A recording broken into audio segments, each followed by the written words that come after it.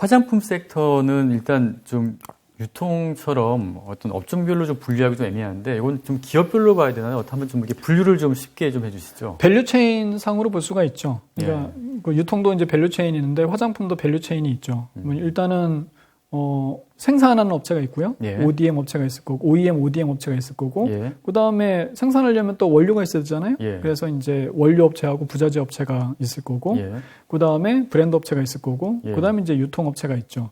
근데 유통을 원래는 브랜드하고 유통이라는 게 분리되어 있는 시장인 건데, 한국은 특이하게 원브랜드 샵이라는 게 있기 때문에 유통까지도 담당하는 브랜드 업체가 이제 그런 상황인 거죠. 이 브랜드 업체, ODM 업체, 그 다음에 원부자재 업체 이렇게 분류를 할 수가 있고요.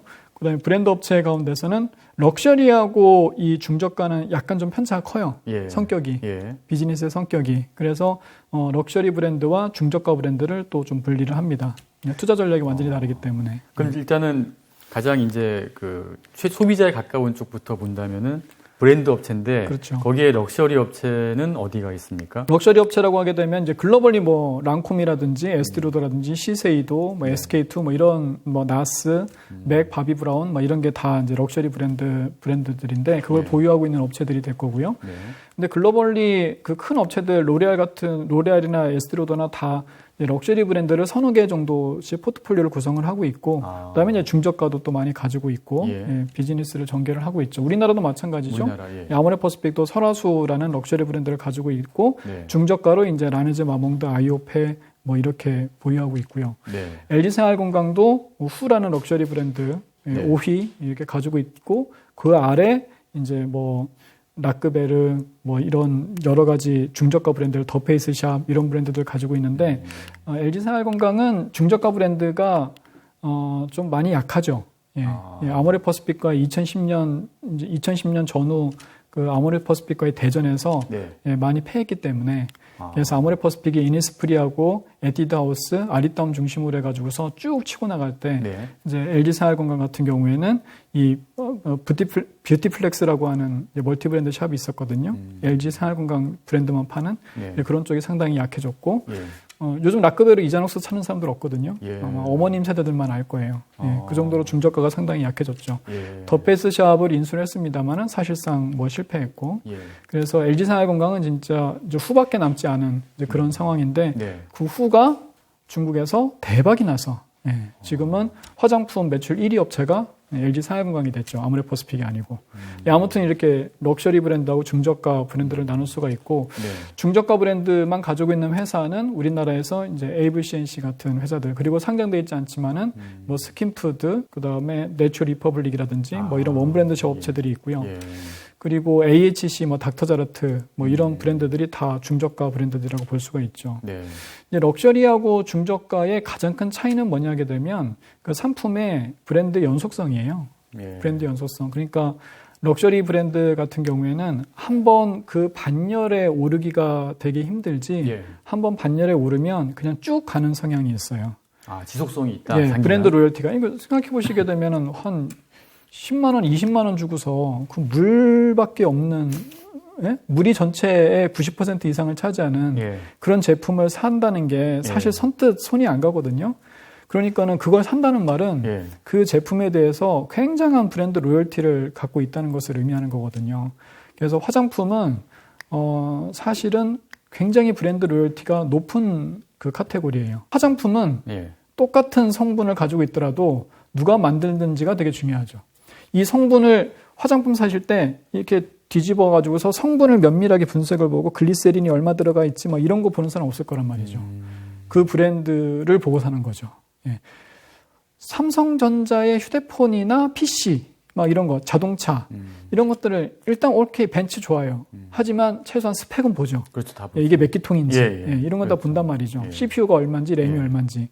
하지만 화장품을 그렇게까지 보지는 않습니다. 나한테 피부가 맞다라고 하게 되면 그냥 사죠. 이 설화수를 바르고서 내 피부가 살아나는 것을 느꼈다. 이러면 그냥 끝나요, 그냥. 계속 그것만 사게 되는 거거든요.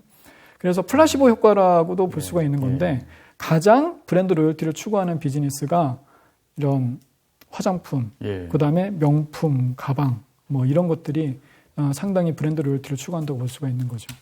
근데 궁금한 게 10만 원짜리 그 뭐 에센스 뭐 이런 거 같은 경우에는 실제로 내용물이 가장 중요하잖아요. 뭐 외관보다. 근데 그 내용물 원가는 얼마 정도 합니까? 5,000원 합니다.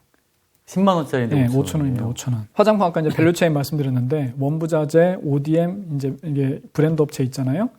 그러면은 이제 10만 원짜리가 있다. 이렇게 되면 ODM사에서 이제 생산할 때 한 25% 정도 원가로 생산을 하는 겁니다. 그래서 내용물이 한 5,000원 정도 들어가고요. 예. 10만 원이라고 하게 되면 그 다음에 이제 부자재가 10,000원 정도 들어가요. 예. 10,000원. 부자재가 더 비쌉니다. 예. 네, 그 다음에 이제 뭐 생산 공장에서 일하시는 분들한테 뭐 월급 드려야 되겠죠. 예.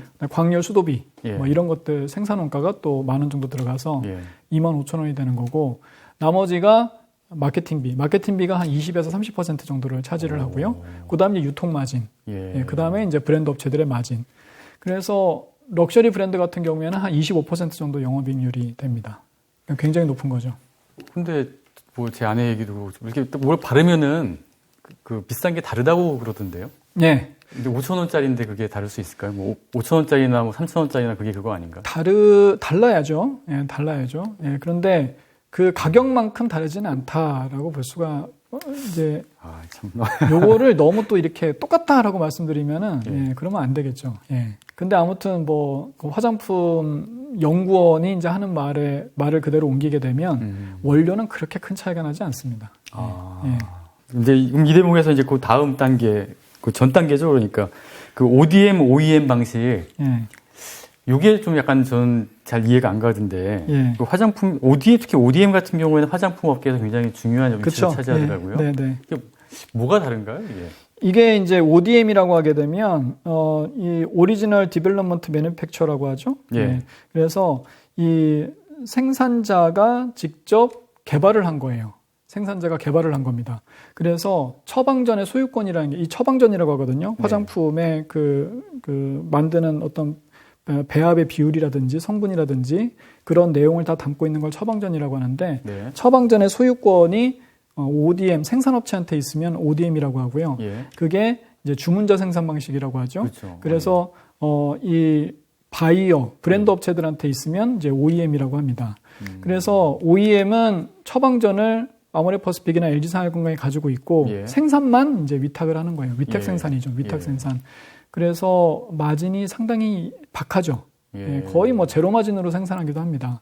왜냐하면 OEM 업체, 이 생산업체 입장에서는 아모레퍼스픽의 제품을 생산한다는 것 자체가 예. 하나의 평판으로 네임밸류로 작용할 수가 있기 때문에 예. 다른 그 바이어들과의 마케팅 측면에서 예. 아모레퍼스픽 향 매출을 발생시키는 것을 활용할 수가 있는 거죠. 그래서 재밌는 게 코스맥스 같은 경우에는 아모레퍼스픽의 매출이 없어요. 우리나라 제일 큰 화장품 회사가 아모레퍼스픽이었는데 네. 아모레퍼스픽 향 매출이 없습니다. 독립을 해버렸어요. 그러니까 코스맥스는 그냥 ODM 업체라고 ODM 업체죠. 그래서 예. 자기가 직접 그 개발을 하고 R&D를 투자해가지고서 처방전을 다양하게 가지고 있고 고객사가 올 때 뭐 이런 거 지금 유행에 이런 것들이 많는데 이런 거 한번 그 제품화 시켜보시면 어떻겠느냐 하고 제안을 하게 되죠. 그러니까 요즘 올리브영이나 뭐 이런 뭐 대형마트나 이런 데서 특히 제약회사들 같은 데서도 화장품을 많이 합니다. 그리고 유통만 가지고 있으면 PB 제품들도 많이 있잖아요. 예. 그런 것들을 다 ODM 업체들이 제안을 하는 거죠. 그럼 유통업체가 화장품에 대해서 어떻게 뭐 알 수가 없잖아요. 예. 그러니까는 ODM 업체들이 입지가 점점 더 커지고 있죠. 예. 그럼 코스맥스나 한국 콜마 같이 이런 ODM 업체들은 자체 브랜드도 가지고 있는 거예요? 상품 브랜드도? 브랜드는 이제 OBM이라고 또 합니다. 아. OBM. 그래서 브랜드까지도 내가 만들어주는 예. 이제 그런 비즈니스를 전개하는데 그거는 지금 뭐 그렇게 많이 활용되지 못하고 있고 예. 브랜드는 회사가 가지고 있는 거죠. 브랜드는 그 회사는 실질적으로 기여한 게 없잖아요. 근데 이제 판매를 자기들이 하는 거죠. 책임지고. 판매만. 여기서 이제 중요한 게 뭐냐고 하게 되면 재고를 누가 가져가느냐 되게 중요해요. 그게 OBM이라고 했잖아요. 브랜드까지 만들어주는 경우가 있어요. 예. 코스메스 같은 경우 OBM을 전개를 했어요. 그래서 재고까지도 내가 다 책임지고서 팔아주겠다라고 한 게 OBM인데 예. 그게 이제 경기가 안 좋아질 때는 이게 굉장히 큰 부담이 되거든요. 예. 그래서 작년에 코스맥스가 미국의 이제 월마트한테 이 OBM을 했었는데 그게 경기가 안 좋아지게 되면서 재고로 다 떨었죠. 예. 그래서 영업 손실이 상당히 많이 났던 적이 있습니다. 예. 근데 ODM은 만들어 주고서 예. 재고는 브랜드 업체들이 가져가는 겁니다. 판매는 알아서 하는 거죠. 예. 처방전에 대한 라이센스만 이제 이 생산업체가 가지고 있는 거죠. 그건 무슨 말이냐 하게 되면 예를 들어서 A라는 제품들을 만들어서 그 브랜드 업체가 팔았는데 대박이 났어요. 네. 그런데 이 브랜드 업체가 이 처방전을 다른 회사에 줄 수가 없어요. 이 회사에서 무조건 만들어야 돼요. 그렇겠네요. 예전에 이제 JM 솔루션 같은 회사에서 꿀광 마스크팩이 한번 대박이 난 적이 있거든요. 예. 16년도인가? 그때. 그걸 갖다가 한국 콜마스크라는 회사에서 만들었는데 다른 회사한테 그거는 맡길 수가 없습니다. 그러니까 이 회사 실적이 엄청나게 좋아졌죠. 왜냐하면 라이센스를 이 회사가 가지고 있으니까. 예. 그러니까는 마진 측면에서도 OEM보다 훨씬 높고요. 예. 많은 역량이 또 필요하고.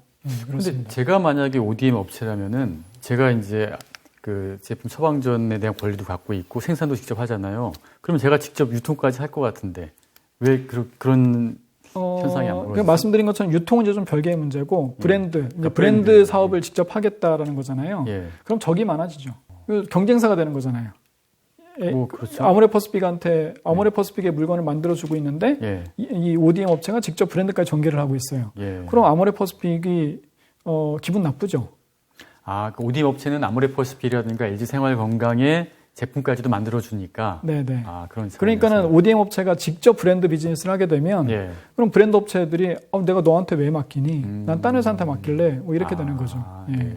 그럼 지금 보면은 최근에 한 달 이제 주가 흐름을 제가 먼저 봤거든요. 그랬더니 일단은 빅2 같은 경우에 LG생활건강하고 아모레퍼시픽을 비교해 보니까 LG는 상당히 많이 이제 쭉 올랐는데 아모레퍼시픽은 올랐다가 지금 한 달 사이에 또 많이 빠졌어요. 어떤 일이 좀 발생한 거죠? 좀 단기하고 중장기를 볼 필요가 있는데요. 아모레퍼시픽 같은 경우에는 2014년, 15년도에 정점을 찍었죠. 정점을 찍었습니다. 그러니까는 정말 중국에서 새로운 화장품 시대를 열었다라고 평가를 할 정도로 이제 굉장히 좋았죠. 근데 이제 아까도 잠깐 설명을 드렸습니다만은 아모레퍼시픽은 중저가로 밀었어요. 한국도 마찬가지고 중국도 예. 마찬가지고 주로 이니스프리가 그 선두에 서 있었어요. 예, 그래서 또 이 에어쿠션 같은 게 대박이 났죠. 예. 아이오페 같은. 예. 그래서 중저가예요, 다. 그래서 그런 게 엄청나게 히트를 치게 되면서 한국의 원브랜드 샵을 선도를 했고 재패를 했고 그리고 중국에서도 이니스프리 상에 가장 번화가 한가운데 딱 샵을 내놓을 정도로 굉장히 대단했습니다. 그런데 이제 2015년 전후로 해서 어떤 일이 있었냐게 되면 온라인화가 화장품 시장에도 타격을 입혔죠. 예. 그래서 유통시장 다 연결되잖아요. 예. 그래서 화장품 시장에서도 이 온라인화로 인해서 큰 격동의 시대가 이제 전개가 됩니다. 예. 화장품 시장을 볼 때 온라인 벤처 시대라는 것을 항상 저 머릿속 깊숙이 담아놓고서는 중국을 보든 한국을 보든 미국을 보든 해야 돼요. 엄청난 큰 변화를 겪었거든요. 그러면 온라인 벤처가 뭐냐 했을 때 온라인은 오프라인을 찌르겠죠. 예. 그래서 오프라인 매장들을 가지고 있는 업체들이 다 엄청난 타격을 입었고요. 예. 그다음에 벤처 브랜드는 어디를 또 침투를 하겠어요? 럭셔리는 침투 못합니다. 아까 말씀드린 것처럼 굉장히 브랜드 로열티가 높고 진입장벽이 높기 때문에 그렇죠. 중저가를 침투하죠. 예. 그래서 교집합을 해보게 되면 오프라인 매장을 가지고 있는 중저가 브랜드들이 다 망했어요. 그게 다 뭐예요? 원브랜드 샵이죠. 예. 그래서 원브랜드 샵이 굉장히 빠르게 꺾이기 시작을 합니다. 예. 예. 그래서 온라인 벤처 시대로 접어들게 되면서 중저가 시장이 요동을 치는데 아모레퍼시픽이 아까 제가 뭐라고 말씀드렸어요? 중저가에 포커스를 맞추고 이때까지 사업을 확장을 했잖아요. 예. 그러니까 이 큰 파고의 변화의 피해를 가장 많이 본 게 아모레퍼시픽이에요. 한국에서고 중국에서고. 예. 중국에서 아모레퍼시픽에서 이니스프리 매출 비중이 50%였거든요. 예. 예, 설화수는 사실은 신비주의로 다가갔어요. 럭셔리 인삼 베이스로 해서 그렇죠. 또 뭔가 신비주의로 이거는 동양의 상징 이런 걸로 해가지고서 행동대장은 이니스프리였거든요. 근데 이니스프리가 이제 엄청난 타격을 입게 되면서 아모레퍼시픽 실적과 주가가 꺾이기 시작을 했죠. 그런데 후는 LG생활건강 재밌는 게 뭐냐면 새옹지마인 게 2010년대 초중반에 깨졌잖아요. 이니스프리 저희 아모레퍼시픽한테 이 중저가 대전에서 깨졌단 말이죠. 그래서 남아있는 게 후밖에 없었어요. 예. 예, 그런데 시진핑이 평리안하고 한국에 오는데 예. 평리안이 나는 후를 되게 좋아한다. 예. 친구들한테 후를 이렇게 좀 선물도 사가려고 한다. 그래서 예. 막 그렇게 인터뷰를 했어요. 예. 그때 이제 시진핑이 취임한 지 얼마 안 돼가지고서 굉장히 인기가 좋을 텐데 이게 셀리브리티 마케팅이 된 거예요.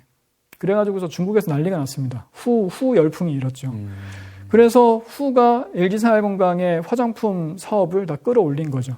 근데 이건 럭셔리잖아요. 예. 그러니까는 온라인에 타격도 별로 받지 않고 그렇겠네요. 그리고 중저가 벤처 브랜드의 타격도 받지 않고서 예. 독보적인 성장을 하게 된 거죠. 그래서 후가 전 세계에서 2위입니다, 지금. 럭셔리 화장품에서 매출 규모가 전 세계 2위예요. 근데 그 매출액의 대부분은 중국이군요. 예. 그러니까 브랜드력이라고 하게 되면 조금은 좀 이제 애매한 게 미국이나 유럽에서는 브랜드 인지도가 약하니까 예.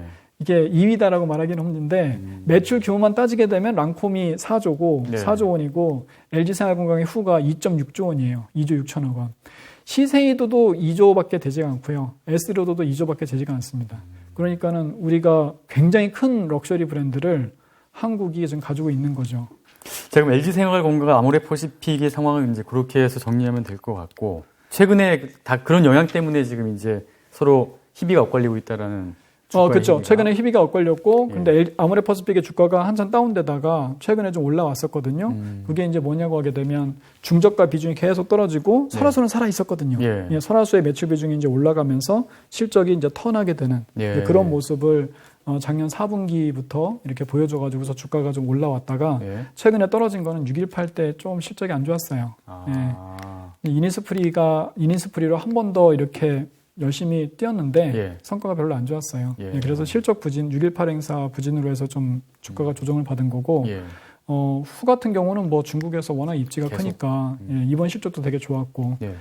그동안 주가가 좀 아모레퍼시픽 대비해서 단기적으로는 언더퍼폼 했거든요. 그걸 이번에 상당히 만회를 했죠. 예, 그런 것 같아요. 역시 후구나 이러면서. 예. 그 다음에 ODM 그 대표 업체인 코스맥스하고 한국콜마도 보면은 주가 흐름이 반대더라고요. 네. 왜 같은 ODM 업체인데 왜 이런 차이가 나나요? 이거는 중국 사업의 차이입니다. 그러니까 한국에서는 이제 한국 코스맥스하고 한국콜마가 전 세계 ODM 매출 1, 2위예요. 네. 굉장히 대단한 회사들이죠. 그렇게 된 배경은 아까 말씀드린 것처럼 한국 시장 특이하게 원브랜드 샵 시장이 워낙 컸기 때문에 예. 그걸 다 ODM 업체들이 생산하다 보니까 예. 원래 ODM이라는 게 기초가 아니고 주로 색조입니다. 예. 예. 그래서 글로벌 ODM 1위 업체가 이제 이탈리아의 인터코스라는 업체인데 주로 예. 색조를 만들어요. 예. 기초는 이게 워낙 고마진이고 예. 나름대로 이제 그 핵심 그 기술이 많이 들어가 있기 때문에 일반적으로는 자체 생산을 많이 합니다. 예. 예, 그런데 그래서 일반적으로 ODM은 색조인데 네. 한국은 특이하게 원브랜드 샵 시장이 워낙 컸기 때문에 예. 원브랜드 원브랜드 샵 시장에 또 많은 것들이 다 기초거든요. 이제 그러다 보니까는 한국의 ODM 업체들은 특이하게 기초 매출 비중이 60% 이렇게 되죠. 그래서 한국의 화장품 시장의 특이성 때문에 네. 전 세계 1, 2위 업체가 다 한국에서 나올 수 있게 되었고 물론 이제 이경수 회장이나 윤동환 회장님의 아주 걸출한 이제 그런 경영 전략이나 이런 것들이 있었겠지만요. 그런데 이제 두 회사가 같이 컸는데 중국 사업에서 좀 엇갈렸죠. 중국의 2010년이 이제 되게 중요합니다. 2010년이. 예. 유통시장에서도 그렇고 화장품 시장에서도 그렇고 2010년을 전후로 해서 상당히 많이 바뀌게 되는데 그게 뭐냐면 중국이 글로벌 생산 기지에서 소비 국가로 전환한다 그때죠. 그래서 2010년을 기점으로 해가지고서 중국 GDP 성장률에서 소비가 차지하는 비중이 점점 커지게 됩니다. 그거를 보고 들어갔는데 그걸 보고 있는데 예전에는 이제 글로벌 생산 기지였잖아요. 예. 그래서 코즈맥스의 이경수 회장님이 우리도 한국이 원가가 비싸니까 중국의 생산 기지를 좀 만들어 보자 해가지고서 이제 최경 총경리라고 그때 이제 책임자분이 계세요. 그분은 이제 중국에 파견을 보냈어요. 예. 예. 파견을 보내가지고서 한번 시장 조사를 해봐라. 어디에 어떻게 건설하면 되겠는지. 그래서 이제 한 1년 정도를 갖다 이렇게 조사를 시켰는데 이분이 이제 귀국해가지고서는 이제 독대를 해가지고서 얘기를 하는데 자꾸 쭈뼛쭈뼛거려요. 그래서 이경수 회장이 왜 그래? 뭐 솔직히 말해봐. 뭐가 문제야? 예. 우리 진출하면 안 돼? 그런데 되긴 되는데요. 뭐 말해? 네가 원하는 대로 내가 다 할게. 중국에서 생산을 해서 한국에 파는 게 아니라 중국에서 생산을 해서 중국에다 파는 게 낫겠다. 그러니까 생산의 바이어를 예. 한국 브랜드나 글로벌 브랜드를 중국에서 생산해 가지고서는 이제 다른 지역에 파는 게 아니라 생산 기지가 아니라 중국을 소비의 창구로 시장으로 생각을 하고서 중국의 로컬 브랜드를 대상으로 비즈니스를 하자. 한국 브랜드나 글로벌 브랜드가 바이어가 아니라 중국의 로컬 브랜드를 바이어로 두고서 사업을 하는 게 훨씬 낫겠다. 중국의 아파트 가격 엄청나다 지금. 소비가 엄청나게 좋아지고 있다. 막 이러면서 이제 그런 보고를 한 거예요. 그래서 이경수 회장 애초에 그 계획했던 그거를 완전히 바꿔서 중국의 로컬 브랜드를 대상으로 한 ODM사를 세우게 됩니다. 그게 이제 완전히 이제 엇갈리는 게 된 거죠. 한국 콜마는 그때 중국에 좀 건설하기가 좀 그랬어요. 왜냐하면 일본 콜마가 중국에 이미 상에 있었기 때문에 일본 콜마에서 투자를 받았고 상호 도와주는 관계였는데 거기에 경쟁적으로 들어가면 좀 그렇잖아요. 그래서 되게 보수적인 스탠스였고 코즈맥스는 굉장히 전향적으로 중국에 진출을 했죠. 그래서 지금 매출 규모가 국내에선 비슷해요. 규모가. 근데 중국 사업은 굉장히 차이가 나죠. 그래서 두 회사의 중장기적인 그 주가나 실적의 차이는 중국 사업에서 엇갈렸다라고 볼 수 있습니다. 그 콜마는 그러면 원래 우리나라 업체인가요? 뭐 일본 콜마도 있다고 하셨는데 투자를 받은 거죠. 그러니까 콜마의 기술을 전수받고 투자를 받은 거죠. 그러니까 일본 기업인데 아니요, 우리 일본의 이름을 갖다 쓴 거죠. 왜냐하면 이제 마케팅을 해야 되니까 브랜드 업체들한테 우리가 일본 원래 또 미국이에요. 콜마는 콜마 미국 콜마가 있고 할아버지예요. 거기가 할아버지 콜마, 일본 콜마가 아버지 콜마, 여기가 이제 아들이 되는 거죠. 그래가지고서는 투자도 받고 기술도 전수받고 콜마라는 네임도 쓰면서 이름도 쓰면서 마케팅을 해가지고서 엄청나게 커진 거죠. 지금은 일본 콜마보다 훨씬 더 사업 규모가 크죠. 그래서 애초에 지분을 한 20% 정도 이제 일본 콜마가 투자를 했는데 그 투자 수익이 엄청났죠. 그래서 아주 훌륭한 가격에 다 갚았습니다. 알겠습니다. 대단한 회사입니다. 지금 이제 부장님 설명을 쭉 들어보니까 중국 시장이 결국은 다들 이제 관건이었던 것 같은데 최근의 흐름을 보면 이제 중국인 중국 사람들이 굉장히 럭셔리 제품을 많이 찾고 그게 이제 그 세계적인 럭셔리 업체들, 그 브랜드의 상품들을 많이 수입을 하게 되는 것 같고요. 그러면서 또 얘기 듣기로는 중국의 토종 화장품 업체들이 또 많이 성장을 했다고 하는데, 그러면 중저가와 이제 럭셔리 둘 다 이제 중국에서의 그런 상황이 벌어지고 있잖아요. 그렇다면 우리 기업들 같은 경우에는 그런 영향을 좀 받지 않고 있나요? 많이 받죠. 그래서 이거는 뭐 우리나라 화장품뿐만이 아니라 지금 K-뷰티의 시대가 갔다라고 하고 있는데, 뭐 K-뷰티라는 말 자체가 큰 의미가 없고요. 지금은 다 케이스 바이 케이스다라고 보시면 될 것 같아요. 뭐 사드 보복 조치 때문에 한국 화장품 업체들이 안 좋아졌다?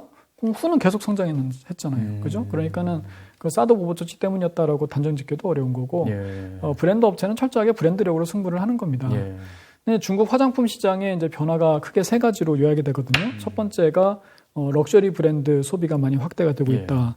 그러니까 OECD 국가 평균을 보게 되면 럭셔리 프리미엄 화장품의 시장 비중이 한 65%, 70% 됩니다. 우리나라도 마찬가지고요. 근데 중국은 50%, 55%밖에 되지 않아요. 그러니까 작년에 중국 화장품 시장이 15% 정도 성장을 했는데 럭셔리하고 중저가하고 나눠보게 되면 럭셔리 프리미엄이 한 20, 30% 성장을 한 거고요.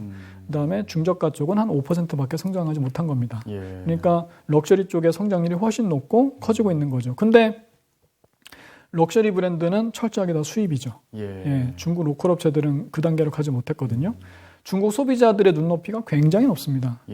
지금 뭐 겔랑이라든지 뭐 이런 초고가 화장품들 많이 팔리고 있다고 하잖아요. 그러니까는 그런 브랜드들은 감히 중국 로컬 브랜드들이 터치를 못하는 거고, 그다음에 두 번째 특징이 뭐냐고 하게 되면은 로컬 브랜드들이 많이 커지고 있다. 그거는 이제 중저가죠. 그래서 중저가 같은 경우에는 차이나 뷰티가 이제 대세로 자리매김을 하고 있습니다. 그래서 중저가 쪽에서 중국에서 팔리고 있던 한국 브랜드들뿐만 아니라 글로벌 브랜드들도 다 철수를 하거나 도태가 되고 있는 상황인 거죠. 그래서 이니스프리가 또 실적이 안 좋은 거고요. 그런 현상들이 발생을 하고 있고, 세 번째는 또 뭐냐고 하게 되면 그 중저가 시장에서 경쟁이 또 엄청 치열합니다. 치열하겠죠.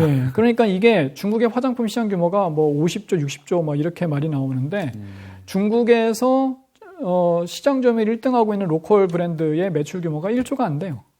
그만큼 굉장히 많다는 거예요. 그러니까는 1년에 한 번씩 메인 브랜드가 바뀌어요. 그러니까는 뭐 바이체린 예. 실적이 되게 좋았다가 그다음에 퍼펙트 다이어리 실적이 좋았다가 화서자가 좋았다가 뭐 이런 식으로 1, 2년에 한 번씩 계속 메인 브랜드가 좀 바뀌고 있거든요. 예. 재작년까지만 해도 퍼펙트 다이어리가 굉장히 실적이 좋았는데 올해 같은 경우는 또 실적이 꺾이고 있어요. 화서자라는 신규 브랜드가 나오게 되면서 예.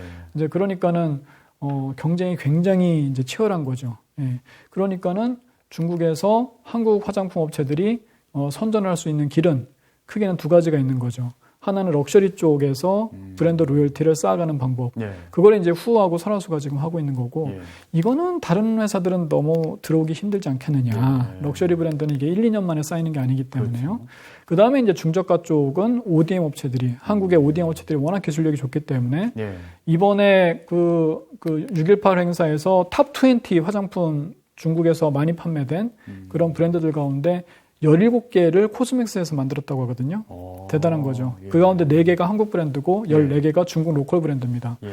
그러니까 중국에서 코스맥스의 입지는 굉장히 많이 강화가 되고 있는 거죠. 예. 그러니까 그런 생산을 해주게 되면서 물론 이거는 이제 좀 중국 업체들이 따라올 것 같죠. 예, 따라올 것 같은데 아직은 그 기술 격차가 좀 큰 것 같아요. 예. 예, 그래서 ODM 업체들의 그런 성과가 상당히 두드러지고 있는 그런 상황입니다. 예. 중저가 브랜드들도 이제 중국에 노크를 하고 있는데 그런데 이제 그 힘들죠. 워낙 트렌디하기 때문에 중국 브랜드들이 바로 미투 제품을 만들어내거든요. 예.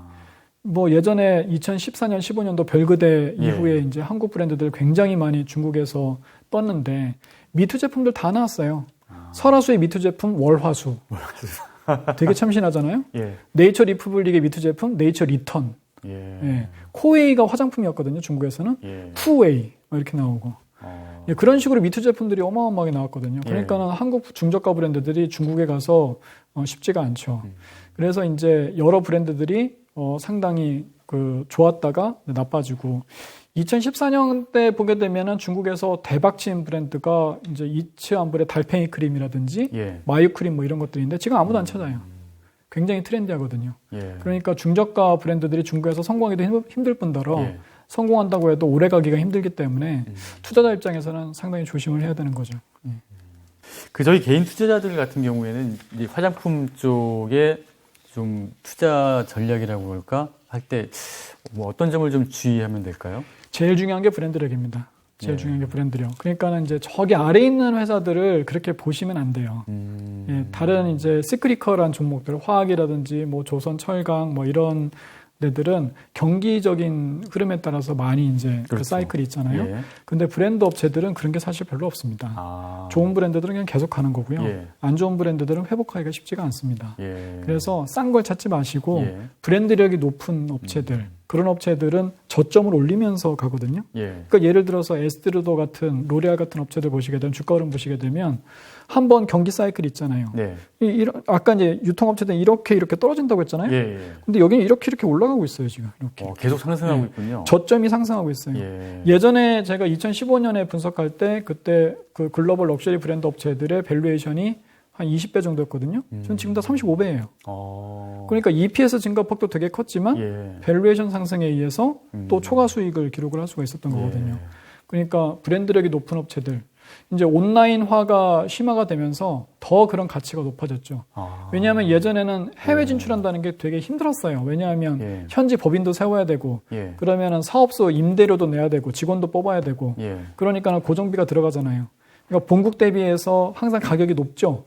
근데 요즘은 온라인으로 해외 직구 같은 게 성행하다 보니까 예. 싼 가격에 살 수가 있어요, 소비자들이. 그 말은 브랜드 업체 입장에서 뭐냐면 돈 들이지 않고 해외에다 매출을 기록할 수가 있는 거예요.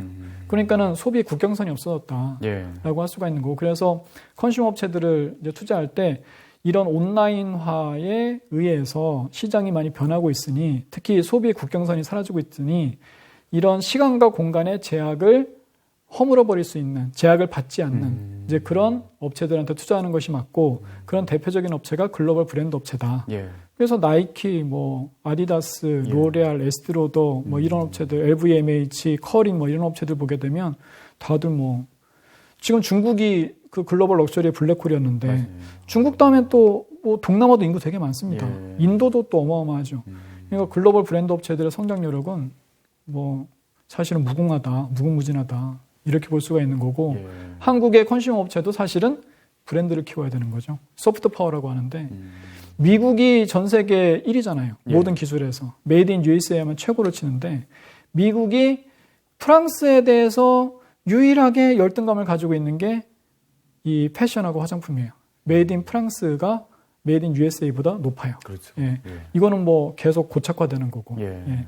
그렇기 때문에 결국 뭐 제조 기술 같은 경우에는 어차피 이제 개발 도상국들이 따라오게 되는 거고 우리나라가 일본을 따라갔듯이 예. 하지만 이 브랜드는 역사가 길어지면 길어질수록 더 격차가 벌어지기 때문에 소프트 파워를 강화시켜야 되는 거고 그래서 이제 한국의 화장품 업체들이 그런 럭셔리 브랜드들이 더 커져야 된다. 프로스펙스가 아직 이 나이키가 되지 못했잖아요. 예, 하지만 후가 이 랑콤은 될 수가 있기 때문에 예, 화장품 업체들이 기대하는 바가 더 큰 거죠.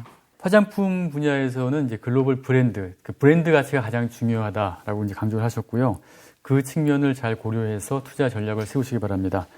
오늘 그 온라인 유통과 화장품 분야의 흐름을 잘 설명을 해주셨는데요. 혹시 더 이제 깊이 들어가고 싶으신 분들이 있으면은 요 로켓 배송은 어디서 날아왔을까 이 책을 좀 참고하시면 될 것 같습니다. 오늘 좀 상세한 설명해주신 우리 박종대 부장님 감사드립니다. 감사합니다. 예.